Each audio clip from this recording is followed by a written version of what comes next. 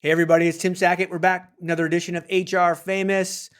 And I'm kind of excited today. I get to introduce somebody who calls Kind himself a of. visionary, which I think is pompous and could be an asshole. Before I met him, that's what I thought. He didn't even know I was going to open this way. Jonathan Reynolds, the CEO and visionary of Titus Talent. Jonathan, tell us how you became a visionary by calling yourself a visionary. Well, first of all, you start off saying, I'm kind of excited about today's guest. I'm like, who invites somebody and says, I'm kind of excited? Like, I Well, would like love I to mean, hear like how you met your if I wife. had How did Trump, you I meet would your be wife? like, or I'd be really excited, or like Brad Pitt or somebody. I'm like, it's Jonathan. Like I I don't. just want to, I want to know your pickup line with your wife. Oh my It's like, god, it's yeah, terrible. No, I was I kind got of found and intrigued was by, trained. Yeah. and how the heck did you get into recruiting? I'm kind of intrigued by you, but I'm not sure. So like I love this already because everyone that's listening, all 7 listeners, will they already know we have like this like I think like when I felt this and you're really like I hope you just like fuck with me now. Like when we first met, like immediately I was like, yeah, he's got my kind of like this kind of deep like dark comedy. And we're gonna have fun with each other. Totally. I That's usually the stuff that I talk about with my therapist is my dark humor and where it really comes from. So, why am I the way I am? It's like, Well, I think it was Daniel Tosh, the like stand-up comedian that said like he goes like he was trying to like tell women like just know that if you ever had the chance to see the thoughts in your boyfriend's or husband's head, you would run screaming immediately away and never come back. totally, totally. Um, Vision. Okay, so your first question was, how do I get to call myself a visionary? Um, yeah, not really by choice. I run our business, sort of small mid-sized business, and we run it on an operating system in the similar way you might be an Apple user or an Android user or whatever. You have to have an operating system. Like, how do you run your thing Yeah. that you do? And so we run it on an operating system called the Entrepreneurial Operating System, and one of their concepts is um, that somebody needs to be responsible for the vision and direction. Where are you going to be? Where's your sort of BHAG down the road, 10 years down the road? What Yeah. does that look like? What does it look like in 3 years' time? What is that picture? Like, what, you know, give the picture of the compelling future for us so everybody can be on board with where we're going and then why. So somebody needs to set that, the true north. And you're And like, so "Hey, I'm paying the bills. I'll take that one." exactly. Usually it falls into that sort of founder owner category who's in the business, not an outside owner, but somebody who's actually involved in the business. Set the vision of where you're going, and then every good visionary needs that right hand person, and they call it an integrator. You can call it an operator, or a COO, or a president, whatever. Yeah, yeah. Somebody's job is to actually execute and make it happen. Yes. So you set the Yeah. vision, and it's rare that you have somebody who is amazing at both. So actual follow through. Usually not. Yeah. Yeah, I mean, I know for me, I come up with 10 ideas a day, and maybe one of them are good. Um, and I need somebody who's blunt and straight and honest to tell me that the 9 are not good. Yeah. And so, or just kind of humor me a little bit. So they give this, the operating system says we'll call that a visionary, and so that's why I have that title. Yeah. I don't like going around. I don't go around going, "Hello, I'm a Jonathan David Reynolds, and I'm a visionary." Like it does sound very pompous. But it Uh, does with the glasses and the accent. It sounds official. I'd be like, God damn, he is. Like, what are we gonna do well, about this? as you know, these glasses are not doing anything other than being my microphone and my headset. So, uh, just looks better than looking like the air traffic controller on a podcast. Sorry if you have those guests. I always laugh at them when they come on my But podcast. they have like the thing coming down, the, big big, headsets. the big headset. I always like, are we gaming after this or before? Like, I didn't understand what was going on here. Does that Uh, make you better? By the way, though, I do have like a headshot from like I was on some radio show and they do the whole thing and like has the mic hanging down and like when you're in like the professional like thing, you sound like in your own head you sound so good, like you sound super sexy, and I'm like, God damn, if I sounded like this in my head to my wife, we might have 23 children. Like that's all I'm saying is that it sounds super sexy when you get that going. well, thank you. What are we doing now? You're like, why do we go down this path? You need to tell everybody like what your company is, what you guys do. Let's do that.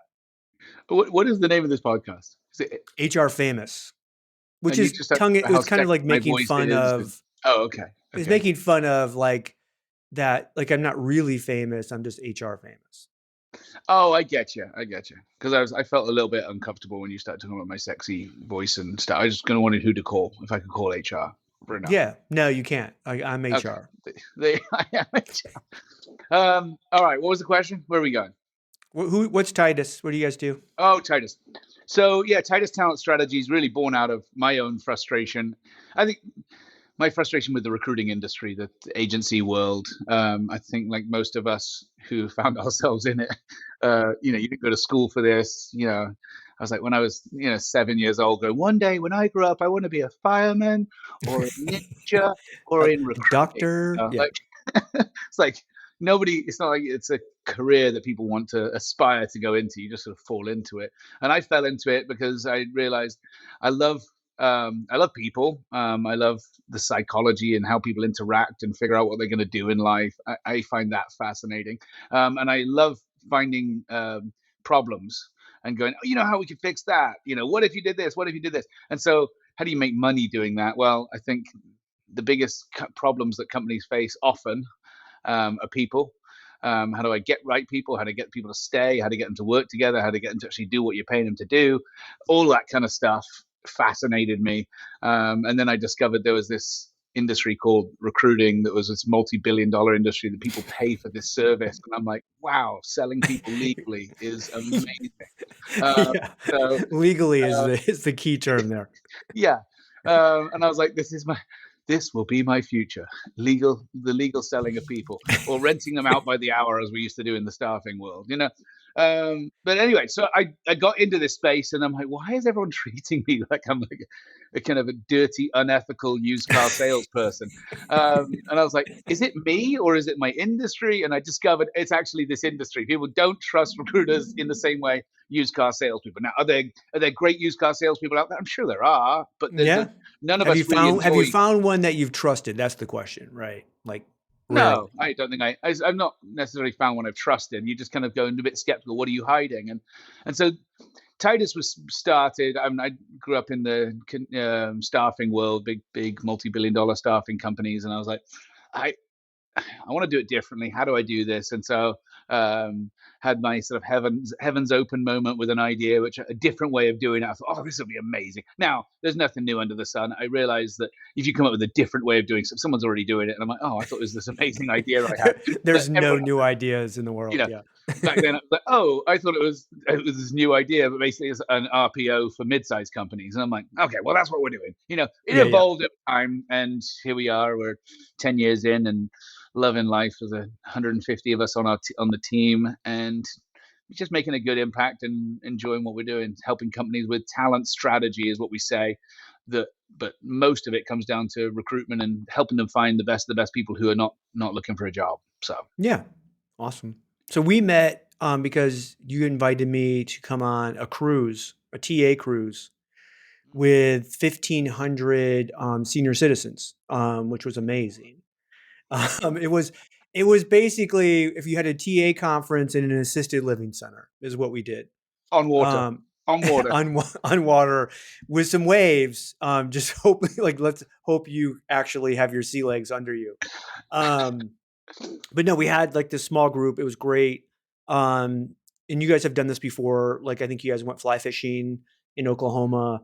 And so you kind of like curated this kind of, like activity where you take 2 or 3 days, do some experiential kind of things, but also like bring people together, but not like giant groups. So you get what I loved about it. One was you really get to learn who people are and feel like you really have connection versus like going to a conference, having a cocktail with somebody, and then do you really know them? I think I felt Right. like I walked away really knowing a significant number of people way better than I ever would, right? Yeah. From that standpoint. So like that kind of I think design, whether you're on a cruise ship or fly fishing or whatever you might Sure. do, is amazing.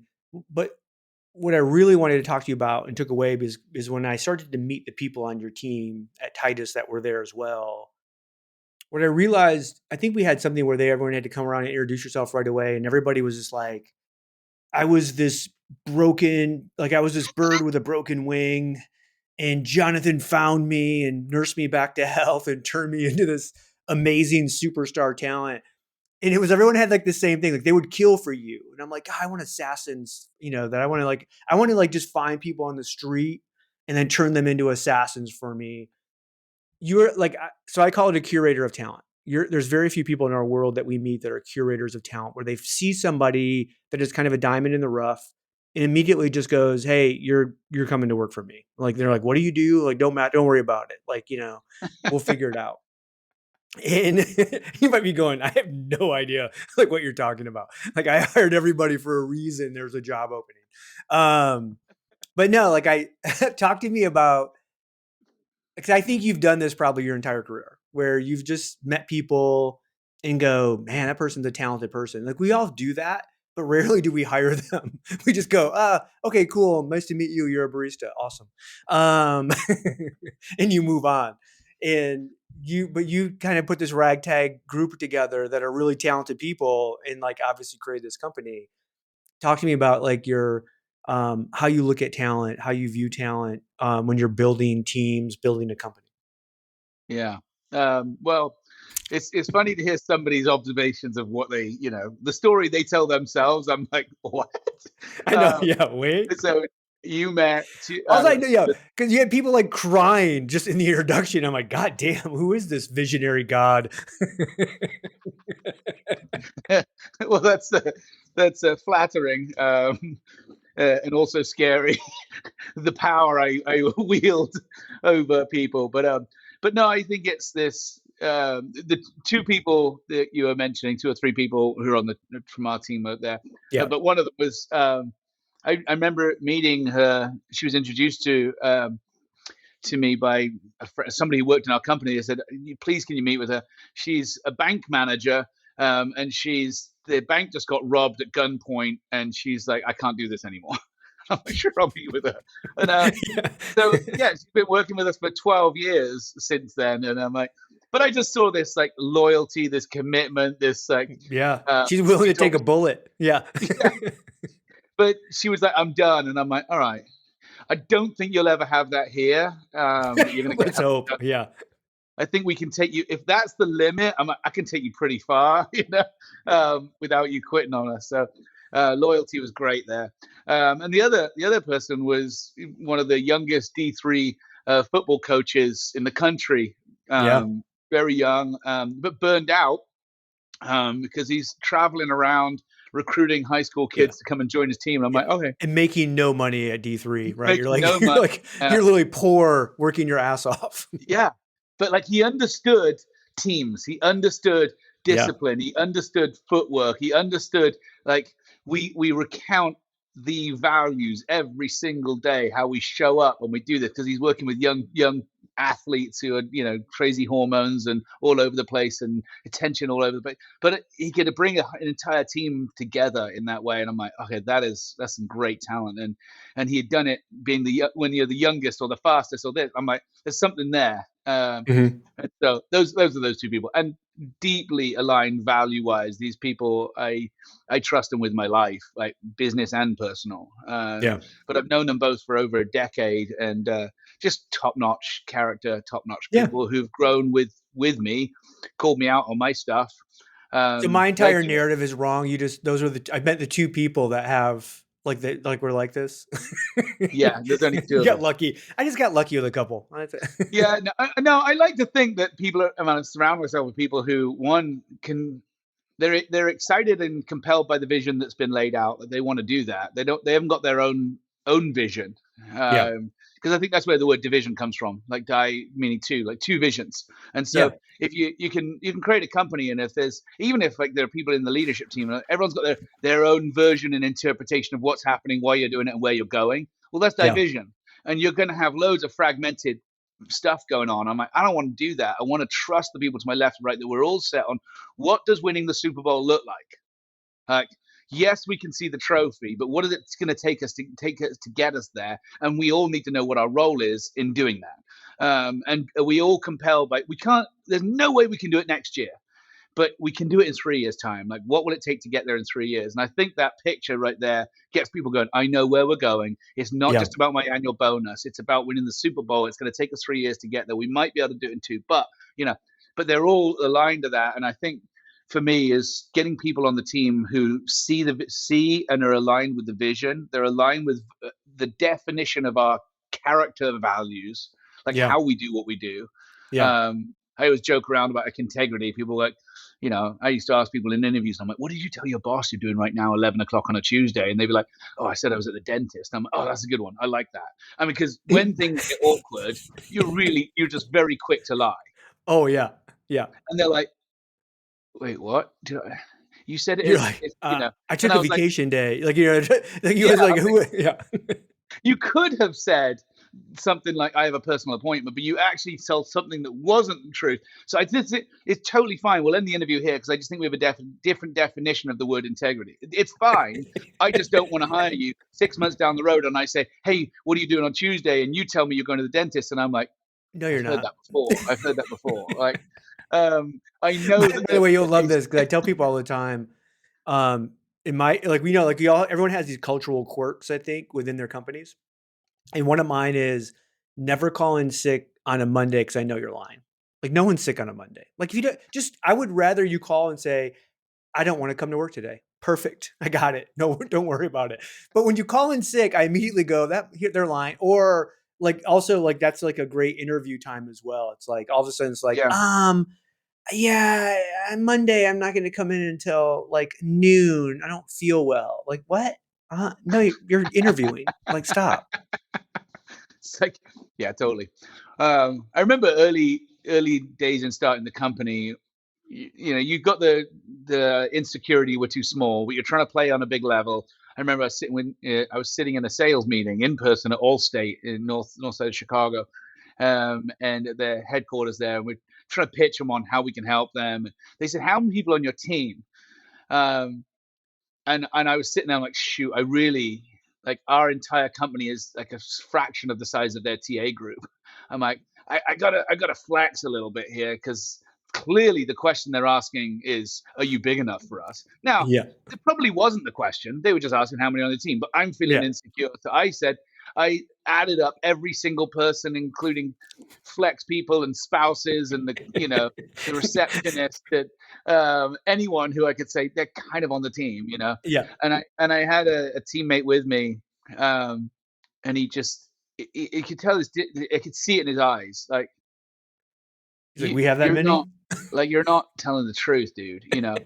Um, you're exaggerating. And I walked out of the meeting and he said, why'd you do that? And I went, what? And he goes, why did you exaggerate how many people are on our team? Why don't you just say exactly how many it was? And I was like, well, and then I started justifying. I go, well, I was counting this person and this person and this person, and they help us with this little project. And like, he goes, but they were asking how many people can help. Like, do we have? And I'm like, you're right. So I Yeah. had to I'm like, what do I do now? Like, I talk about culture, I talk about values, I talk about integrity, I talk about being honest and ethically unwavering, inspiring trust. And I was like, and I'm not. I said something over there to try and get them to trust us more, but I actually undermined it to the trust with my own teammate. And I was Yeah. like, man, I don't want to be that. And so I'm like, Being a okay, you're visionary is right. hard, damn it. Oh. Well, okay, it all comes back to this thing, right? Of what you're Yeah. saying. How do you get these people to trust you? And they're, Yeah. in tears saying this. I'm like, you got to be trustworthy, and to fall on your sword and say, that wasn't true. I exaggerated. I did this wrong. Like, Yeah. leaders are not perfect, but when you do make a mistake and you do screw up or you do fudge something, that was wrong. I shouldn't have done that, and I want to put that right. And I had to go back to Allstate and say, "Hey, just want to clarify this because that's what this person was like. Going, hey, I'm really upset with how you did." So I apologized to them, and then went back to Allstate. We didn't get the deal. I don't think it's anything to do with that. I'm just like, hey, I just want to let you. Yeah. But I'm like, Yeah. Let me correct this. Yeah. but I think sometimes it's easy when you've got vision and you're trying to get somewhere that you're willing to win at all costs and stamp and trample on people. That's the fastest way to lose people in their heart. They don't want to follow a leader like that. Yeah. So It's interesting because when you think about like over the last like 10 years, like the growth of DE&I happened literally 10 years ago in corporate America. And at first it was like this foundational of, oh, let's just open the aperture fish from a lot of different pools, we'll get better talent. That was the kind of the crux of it. But at the same time, we were like, all of a sudden, you couldn't talk about culture because what culture meant was, oh, if you're a white guy owner culture, what you're saying is you just want to hire more white guys. And I'm like, no, like, I think you've hit it perfectly is like, no, no, no. We have a vision. We have a goal. We know where we're going. I want to be as inclusive as possible, but only if you want to go where we're going. And if you don't, Totally. Yeah. I don't care if you're female, male, non whatever, black, white, green. I don't give a shit. But you have to believe in where we're going or this will not work. And if anything has happened over the last 12 months, 18 months, whatever, that all of a sudden now I'm starting to hear this cultural conversation again. We saw it with one of the TA leaders that was in our group that we were there, where they were like, hey, we're using some AI to do screening, but now we're using our humans, recruiters, to actually have real deep conversation about why us? Why here? Why now? Yeah. Yeah. Because if you don't really want to be here, let's just end this right now. Like, this is just dumb. You're not Yeah. going to love it. We're not going to love it. I tell that to my, like, when I hire recruiters all the time, I'm like, look, I don't know if you're going to love it here. I don't know if I'm going to like you, but I'm going to teach you a certain set of skills that you can take anywhere. You'll be valuable the rest of your life. I hope that we fall in love with each other and that you want to go where we're going. But like, let's figure that out because if you don't want to be here, this is going to suck for both of us, you know? Yeah. Totally. I think that perspective of here's where we're going and be really, really clear on it and show that maybe a good image is a puzzle box. Yeah. You can have a 500-piece puzzle, but if somebody hands you the all of those pieces in a Ziploc bag and said, "Here's a puzzle, go figure it out," but you know box, I'd be like, "Well, what is it? What's the end picture look like?" I'm like, "I don't know. Why don't you just figure it out and just ram any of those pieces in wherever you think they might possibly fit? Yeah. Start with the corners, I guess. You know, like, Yeah. okay, can But you do the puzzle? Of course you there's can. so many workers across America, across the world right now that are in that issue, and they're in that, right? They feel like I'm working for a Yeah, company that, and like, again, the problem is I think the executive team goes, oh no, we know where we're going. We're a healthcare informatic company, blah, blah, blah, and you're just like, what are we doing? right. Then people it leaves it up to people to say, "Well, I see things differently. I think we should turn the puzzle upside down." You're like, no, if you turn the puzzle upside down, we can't see the picture. Like, what Yeah. picture? You never told me there was a picture. Ah, so we've got to start with the puzzle box and go, here's the picture of the desirable future. Is that inspiring to you? Number one.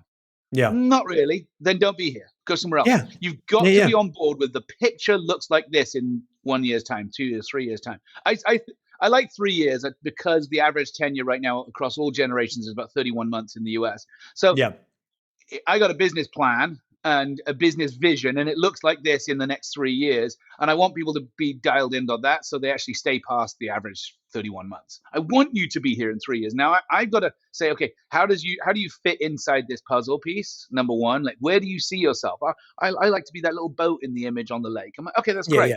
Let's get you in that area. And you probably don't want to stay there for the next 3 years because on average, people want to see a promotion every 18 months, like, or know what's next at least. Okay, so we've got to show like what's next in the future vision. But I also long for diverse thought and perspective. I don't want people to, everyone's going to join in here and go, well, you're the vision person. I'll just Yeah. be a yes person, go, sure, Jonathan, whatever you want, Jonathan. No, actually, I don't know the best way of getting there. That's why you're here. Help me Yeah. do that. But as long as we're clear on that's where we're trying to go, I don't want you to come in here and give another vision, one vision. How we get there? Well, you help me. Yeah. Diverse thought and perspective. As long as you align with our character values, like how we do things, as long as we have the same definition of what passion looks like, it means you show up when you're supposed to show up. 100% of your comp equals 100% performance. So let's define both. Like, we can negotiate all day long about how much we pay you, but what are you going to do for that? Because you've got to hurry us to that picture. Anything we can get there faster, that's what I want you to do. So, Jonathan, Um, when I hear you talk, it sounds like you have this strong culture, and in my mind, I'm having this vision of like this really cool office building with your teams working, collaborating. You guys are, I think, remote, right? 100%. Yeah, 100% remote. Yeah. And Um, so I think that's where when we talk about this like in office, remote, and everybody's kind of combating, it really comes down to me like if you have great culture vision and you can maintain that, whether it doesn't matter where you're at. And like in my company, we have people that are we have some full remote, some hybrid, some full in office. Everybody Yeah, chooses where they work best, right? yeah. Um, but again, I agree with you. I think there's this, craziness. Now, I do want to dig in a little bit on this because what we hear from all these younger generations is, well, they all want meaningful work. And you and I could Mhm. look at what we do because we're in parallel basically and go, This is William Tincup, and I'd like to talk to you a little bit about Indeed FutureWorks. Ryan and I attended the conference last year, and we created a limited series for Indeed where we talked to their customers.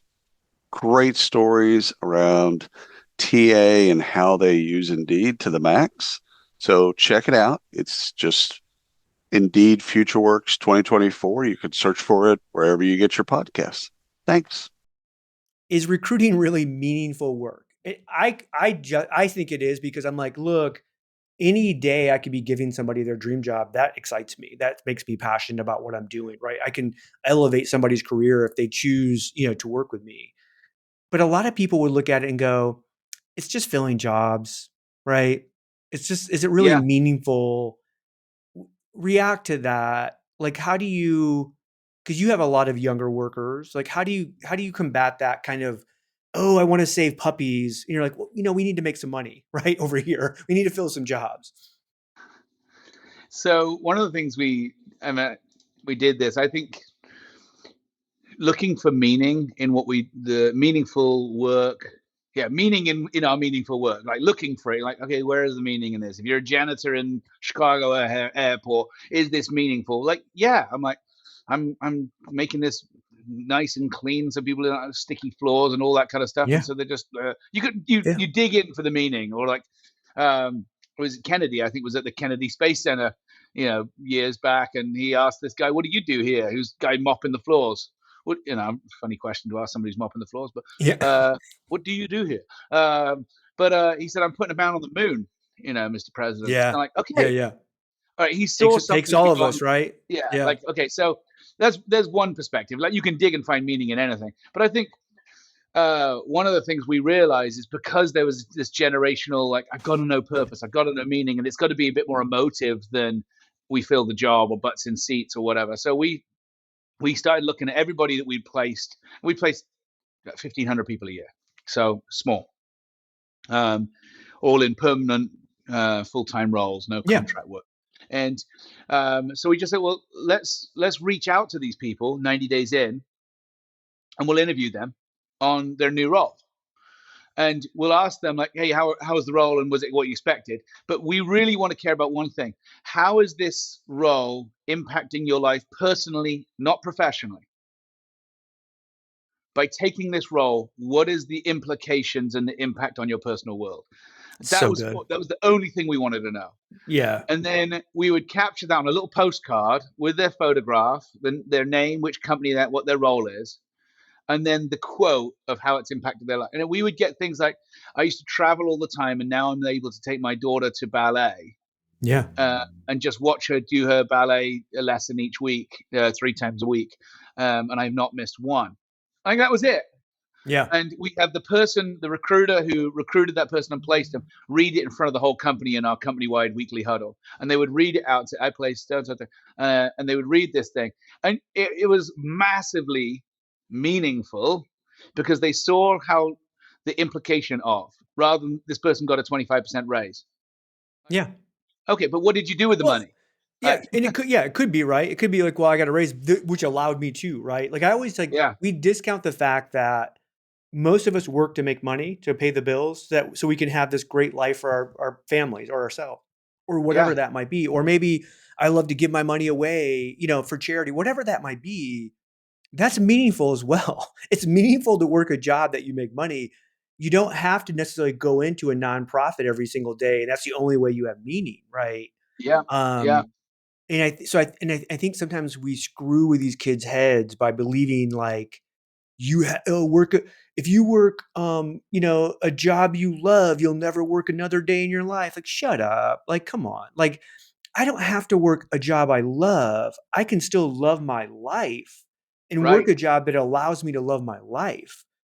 Sure. I think we grew up in like generations that were like, we saw parents and grandparents that were like, their life was their job and they didn't seem excited or happy about that necessarily. Right. So it was Yeah, like, which how do we change that mentality? it is, well, it is an interesting, I don't know, phenomenon, maybe a bit too big a word, but I think a privilege here in the United States, I'll say it that way, that Yeah. we raise kids and go, what do you want to do? Versus you're a farmer, or I mean, like all of our last Yeah. names, Baker, black, butcher, blah, blah, blah. blah, blah, across the world. You're going to, this is what the family does. You're going to do it. Yeah. I mean, like that's our family name is what we do. We're the bakers. Like, Yeah. sorry, wake up at 4 o'clock in the morning, and go bake. That's what you do. Well, I'm not fulfilled. Like, it doesn't feel meaningful. It doesn't, like, this is our place in society. We make bread for people in the community. That's it. Yeah. So we're in this, the power of choice is amazing. I mean, obviously it's from the dawn of time choice we have, but one of the things that we sort of push on our kids these days is you get to choose. Yeah. I remember sitting at 15-year-old at the end of my mum and dad's bed going, what am I supposed to do in life?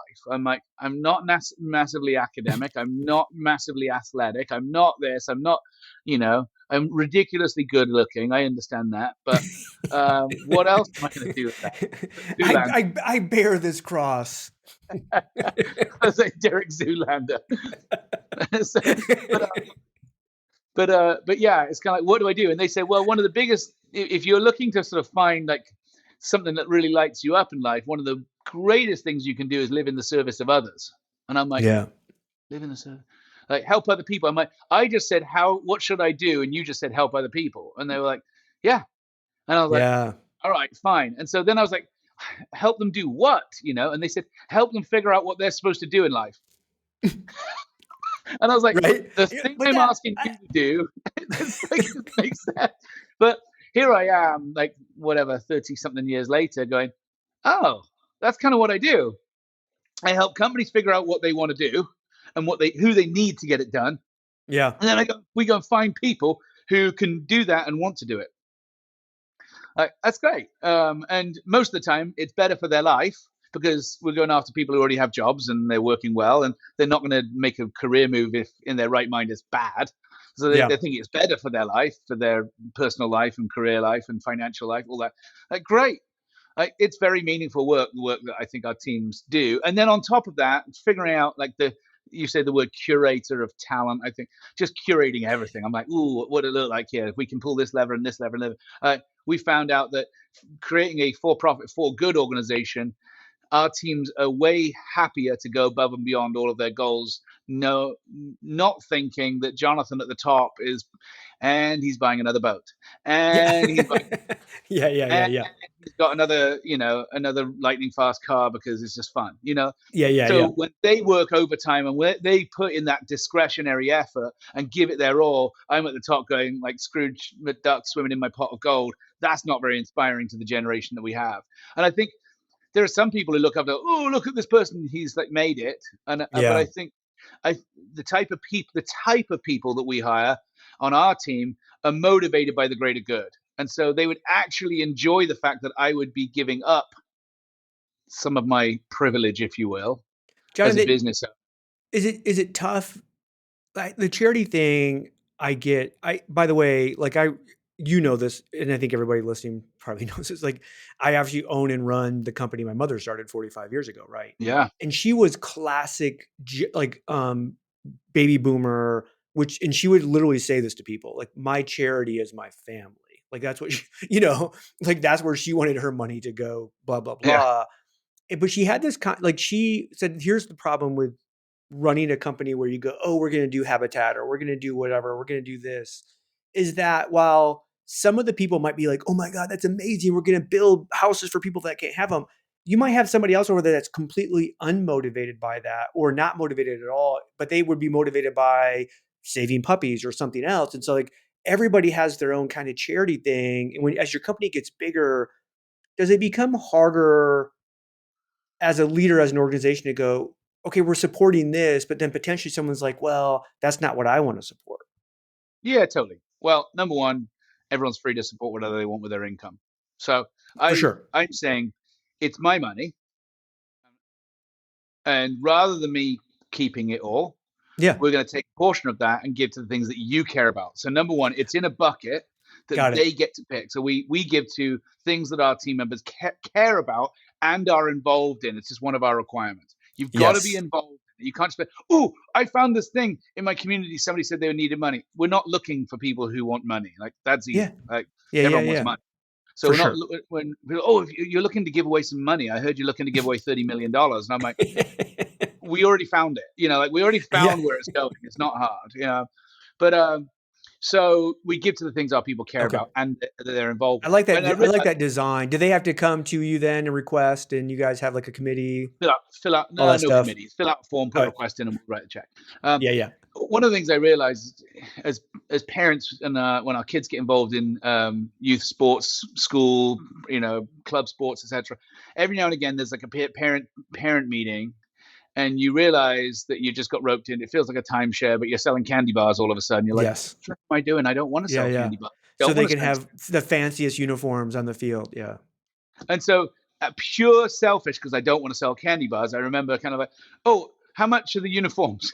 Like, I'll tell you what, nobody's selling candy bars. That's how much you need. Easy. I'll write the Yeah. check. And everyone's But looking at they me still like, want to sell candy bars because now they want new bats. They always want something like yeah, matching shoes, like blah blah blah. You're like, oh no, we don't need this. I understand you can say there's a principle for getting kids out there, like kind of earning it and raising the money. Totally. I just don't want to spend my weekends doing it. I'd much rather spend time For like doing it. sure. Yeah. Yeah. So I'm like, easy, write a check. And I was like, well, I can do that because I got the money to do it and I didn't have to think. To me, it was like nothing, like whatever. And I realized that feeling as a business owner, because I've got the money, I would love all of our team members to feel that, because it's a great Yeah. feeling where you go, Yeah. my company will cover it. And all of the parents go, there's a mixture here. Like, who the freak are you? Wait, none of Yeah. us have to sell candy bars. Yeah. Yeah. They're like, Yeah. Yeah. I like this guy. Um, he's the one that none of us want to sell candy bars. So it's great. Yeah. So I love I'm that. like, okay, I want to empower our team members with that feeling. So I Yeah. told them the story. I'm like, when you are involved in something, so we love giving to kids sports because I think it's great Yeah. in their community. It's great for discipline, great for all the teamwork, everything. It's what it's great when you hire people who've understood team sports, and discipline and winning, etc. The other thing we love to give into is just anything to do with kids, rescuing kids, anti-human trafficking, anything in the Yeah. horrific sex slavery world. I'm like, an Yes. atrocity, it needs to end. Boom, we give to those kind of things. We love giving stuff with veterans, where just people are treated. Who are not treated with dignity. We want to see dignity. Poverty It's there's is so a many dignity issue. So we give to those so things. many areas, right? Like that's the crazy part. Like it seems Yeah, like we're supplementing, like we have so much waste in government, and yet they ask, like America's supplementing all what the government should be trying to help with all this other stuff. Like it's insane. Anyway, I don't want to go down that yeah. path, but yeah, You know, let's do you really don't. 3 hours on. It's a Joe Rogan podcast on political waste. But I think in simple wrap that up is you can have some themes, like, just so everyone knows, we love giving to these things. We do. Yes, That's the type of people we hire. They hate this kind of stuff and they want to bring dignity to these areas. And anyone can ask for anything else in it as well.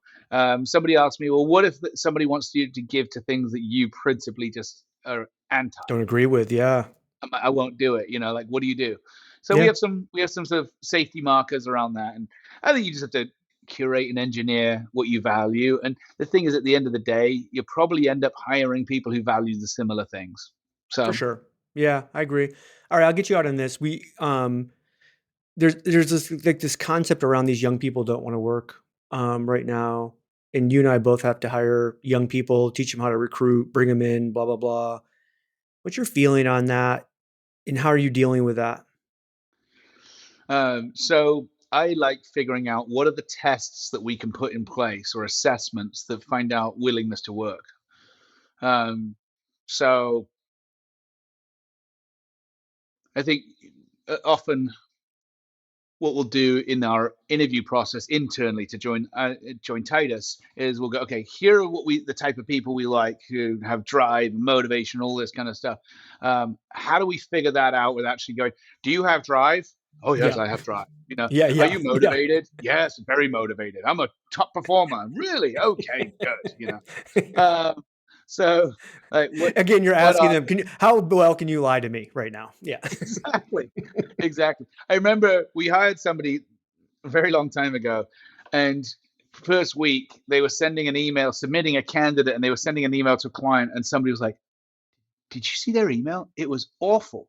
They had all of this typo, the grammar, everything. It was like, this is the worst written email. And we're like, shoot, we don't ever assess people's writing ability in our interview process.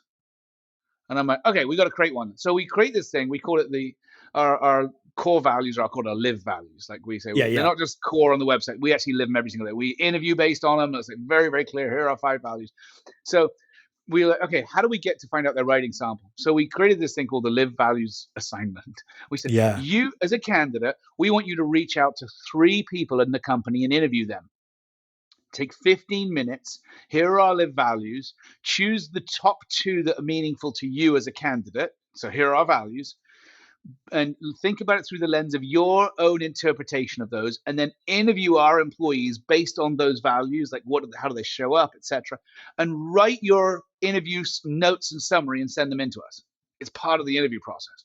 Love So that. we created this, and our goal was writing sample. Yeah. But what we found was there are so many multifaceted parts of it. Number Choosing one, for culture, right? Like you're immediately making them go, God, do I want to be a part of this? Yeah. And we found that they create a buddy. Number 2, there's a buddy system. They've met 2 people that they didn't know, or 3 people that they never knew before. And now they're like, oh, I'm connected with these people in the company. It's really cool. They get brought in and drawn into the culture of the company, which is really exciting. We also get to see their writing sample, and we also get to ask them like, hey, why did you pick those people? Yeah. You chose them. Why did you reach out to Ben? Well, because they were number 1 on the list. Yeah. So you went on LinkedIn, you pulled up our employees, and Barb was number 1, and so you reached out to Barb. You lazy person! Like in my mind, I'm thinking like, you're going to reach out to the very first person. You didn't do any research. You didn't go, I'd like to hear their perspective. And so Barb is a true story. She happens to be the top of our list, and she gets the most reach outs. And I'm like, candidates. I'm like, I'm not as interested. You tell her to change your LinkedIn profile to Z-Barb. Like so funny. By the way, though, when we think about like all the AI that's being layered in and the impersonalization of what's happening for most companies, like that's a secret sauce that's so easily replicated for so many companies when they're going, how do we know if these people like they just used AI to apply to 100 jobs. Like, how do we know if they really want to come work here? It's a brilliant exercise to get people to kind of come through right on that. I think we undervalue the desire of people wanting to work for our company. At the end of the day, when we take a look at all the skills somebody has, definitely you have obviously outliers on both ends, but for the most part, they're not that big a difference. But then desire, passion, motivation, all that stuff becomes a big one. Like I love to ask people, are you passionate? Like, yeah, oh yeah, super passionate. Cool. What are you passionate about? And then then I start digging in. Okay, what do you do about that? Well, and I remember hiring a gal that like, she had no recruiting background, but like, she's like, I'm passionate about ballroom dancing. I'm like, tell me more. And she went through this whole thing of how she got introduced to it, and then she wanted to take lessons, and then she was doing competitions. Cause I'm like, if you can be passionate about something, then maybe you can be passionate about recruiting. I don't know, but so often like somebody will go, oh my God, I love recruiting. And then you're like, oh, cool. Tell me more. Like, who do you follow? What do you do? Well, I know. I show up every day and just, I love recruiting. Like they do nothing. Like you're not passionate about recruiting. You just want a job, which again, I'm okay, Which is cool. fine. I love that too. That's fine. But I want passionate people, and you might hate it, but you might love it. If I know you can be passionate about something, I know you can actually do it. So I don't do what you guys do, but you might like this as like a CEO is when we interview somebody new or we're going through that process, the interview I have with them is I actually make them call and interview me. Yeah. And That's they're similar. like, It's great. and I said, because you're going to have a million conversations with people. And if you can't call and just like find out who I am and have a normal conversation, this job is going to be really effing hard for you. Yeah. Yeah. And like, I mean, even if you know nothing about recruiting, you know how to have you better know how to have a conversation with somebody. If you can't have that conversation, I don't know if I can teach that to you, you know? Yeah. I think it's great. I might figure out how to add that one in. Especially when you're doing executive, like at the end of the interview process. I like that. I was thinking the other day of like, how do we, you know how when you go and fill out some form and then they give you the image and they're trying to Yeah. find out if you're a bot or not. Are you human? You're like, maybe I think so. I know. Uh, Yeah. and Oh, then my AI trying to prove answer that you're that. human. But Yeah. I was thinking about like what kind of questions could we put in an application to eliminate bots doing it? And I don't know if this is a good one, but I was thinking to find out if it's a bot or not, you could say, "What was the last movie you watched? How did you feel about the movie? Who did you watch it with? Were you watching with somebody? If so, who? How did you feel about the movie? And apply one principle, one metaphor from the movie to your current job. Yeah.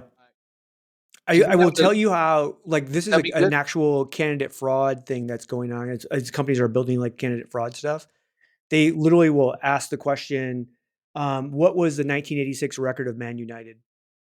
Because a bot can immediately answer that. Yeah, A real person couldn't. And so they'd be like in the moment of like kind of going through the screening thing. And so they're trying to like figure out candidate fraud. I like how what you're doing there though is like, how do we make sure it's human? It's not bot or blah, blah, blah. As you're yeah, going through some of that stuff, there's going to be a lot of cool stuff regarding that. We don't like, I always tell people like in the staffing world or like in like headhunting world, it's not as the candidate fraud thing's not as big because we do more outbound than inbound. Like we're constantly reaching out to an individual that we know from that standpoint. But yeah, that's well, interesting. I'm gonna put more thought into that. I mean, we also don't deal with applicants, but our clients deal with applicants, and how do you yeah, set up those sort of things to catch people? I think find real what motivates you. So we talk about the head, the heart, the briefcase. Briefcase meaning skills and experience. What do you bring to the table? That's often why people hire people, but they yeah, fire them for who they are. You hire them for what they know, and then you fire them for who they are. yeah, And it's like, how do I figure out is this who I want to work with? So we say it's the heart and the head, like behaviors and cognitive, like how the implications of the decisions they make, and then how do they behave? Shouting.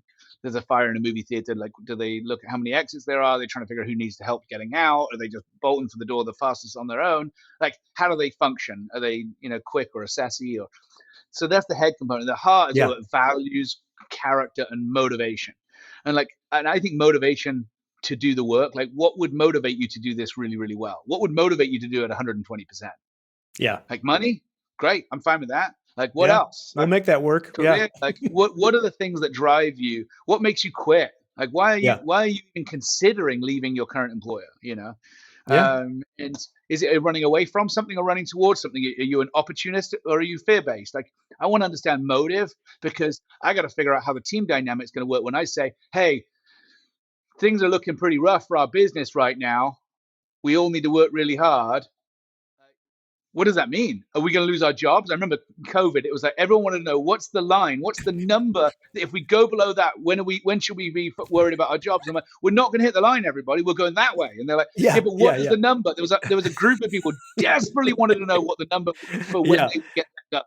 And I'm yeah, like, stop focusing on that. Focus on the top line and let's crush it. yeah, But it's like, and I realized at that point during COVID, we bounced back like some folk did. This is our best yeah, year out of that.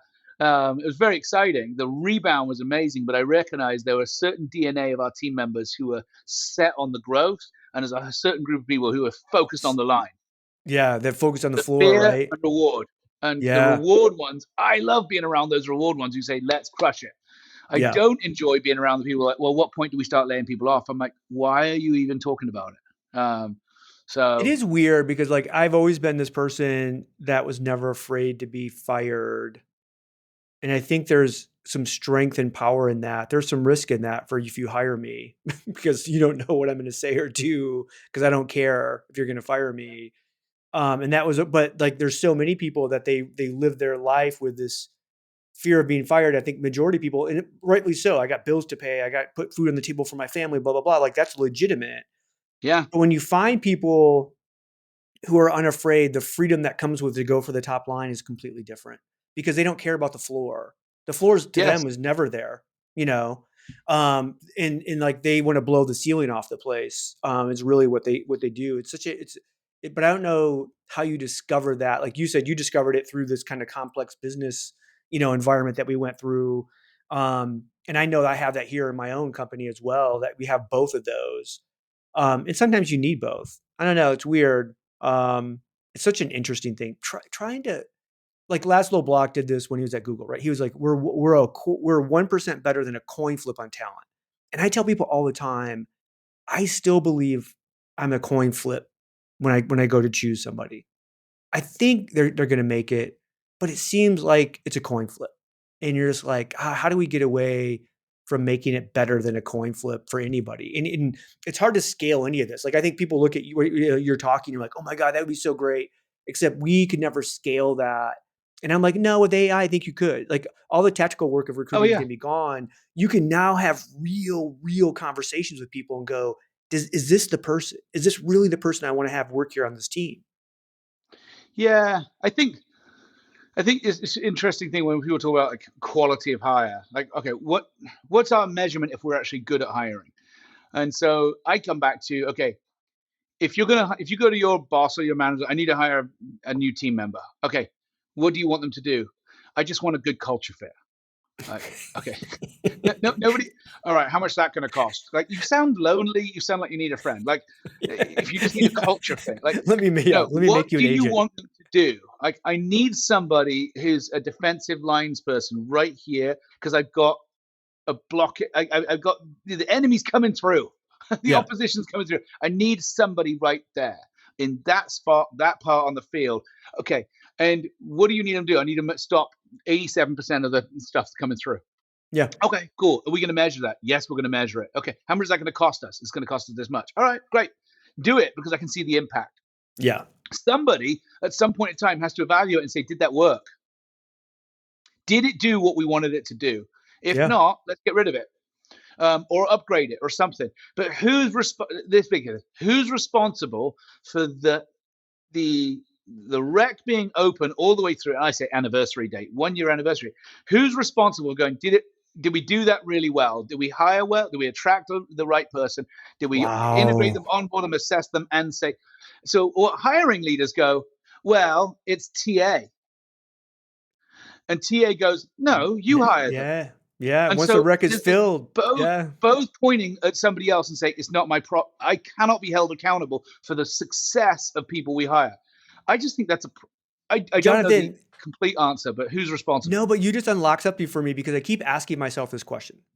If AI takes away 75%, I asked this question when I was with you and the team. If AI takes 75% of the tactical work away, what could we do?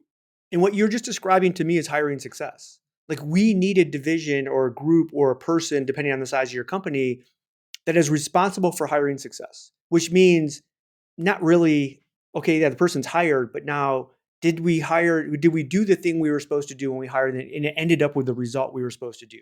Kind of an internal Doge. But Yeah, like hiring success of like going, hey, like you said, at the anniversary date, or even like measuring monthly or data or quarterly, whatever you have, going up to that point, like, is this having the impact we think it should? And if it's not, we need to course correct or we need to change. Like, there has to be yeah, something that has to happen instead of going, oh, it's our anniversary. Here's your 3% raise. Like, wait a minute, why? Like, what happened? because you're still here. Thank you for being here. Like, what? Yeah. Yeah. Yeah. Um, I So know I good. said to somebody, I That's said, so okay, good. 100% salary. Like, everyone wants to negotiate this. Do you think I get an extra $5,000 in my salary? I'm like, always negotiate at the height of the. I'm like, if anyone came to me and said, hey, do you think you can give me another 10 grand in base? I'd be like, totally, no problem. I just need to get an additional $10,000 worth of straight quantifiable value. What does that look like in Yeah. increased value to me? And they're like, huh? And I'm like, Well, you're asking for 10 grand more. I need to get 10 grand more as well. So let's look at this. Yeah. If I have a contractor come to my house and they go, we're going to do your bathroom, and they come up with this quote, and I'm like, all right, they're like, okay, I'm like, you're about 10 grand too high. And I'm like, they're like, well, it's my time. Here's what we can cut. Here's what we can cut, right? And I'm like, no, I don't want to. You don't want the Venetian tile? Cool. We'll put Yeah, exactly. And so I'm like, that's how it works with a contractor. Yeah. Why does it not work like that in employment? Like it's all about what value you bring to. We're adding value to the business or whatever it is you're trying to, or the organization. So if you want more, if you want to take more, you got to give more. That's all. And if I'm way off on market comps, I need to adjust that. But if you're saying it's not fair what I'm asking of you, that's fine. Go somewhere else, or I need to adjust. Yeah. I love it. All right. Hey, I'm going to get you out of here because otherwise we're going to turn this into a Rogan podcast, which I want to bring you back because there's probably other things we could have these kind of conversations. And I think I've already gained a lot out of it. And I think people will gain a lot out of this. How can people find you? Jonathan D. Reynolds. The D is just to eliminate all of the spam I get, so it's quite clever on LinkedIn, Jonathan D. Reynolds. See, my little last tip for you. Ready? Put your initial there. And then when you get emails come through or text, hello, Jonathan D. I automatically filter those out. They're people who have great data. And it's a bot basically, because nobody says, hello, Tim S. What's your middle initials? W. All right. So there you go. That's my little tip. There you go. That's a good one. So find you on LinkedIn, Jonathan D. Reynolds, or TitusTalent.com? Titus Talent Solutions. Yep. What is it? Nope, Titus Talent. It's strategies, but everyone says solutions when they do. Sorry. Titus. Just go TitusTalent.com, find us there. And also you do professional speaking. I do. Do you do recruiting, talents, talks, other talks? What do you specialize in on that? The one this year is the human connection, the advantage in an AI-driven world, competitive advantage. So that's the big theme this year. But I speak on impact and generosity and retaining great talent and those kind of things. So, yep. Well, I like Jonathan. I think you guys are going to like him. That's why I wanted him on. He's a visionary. You just ask him. And he's got a wicked sense of humor as well, which I love. That's what I love. So, and he's a curator of talent. I define that for him. So I think he's amazing at that. And I meet very few people in the world that are as good at doing that or looking at the talent the way you do. So appreciate you sharing that gift with us. And I hope people reach out to you. And thanks so much for coming on. Yeah, it's brilliant. Well, I heard about you with the Talent Fix book, and I was like, I like this guy, and just everything that, the things that you're doing, your approaches and your opinions and thought on stuff as a practitioner. I'm like, I want to be around. I want to be in that room. So it was great having you on the Talent Cruise as well and getting to know you on a. By the way, we get whenever you guys decide next, you got to have the team reach out. I had so many people go, wait a minute, why was I not invited?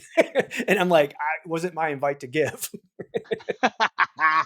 Anyway, we got a really great commercial video coming out on it for next year's talent retreat. And, we might invite you back, Tim. Who knows? Hey, I'd love to be a part of it. All right, everybody, that's HR Famous. Another episode in the books. We'll try harder next time, and we're out.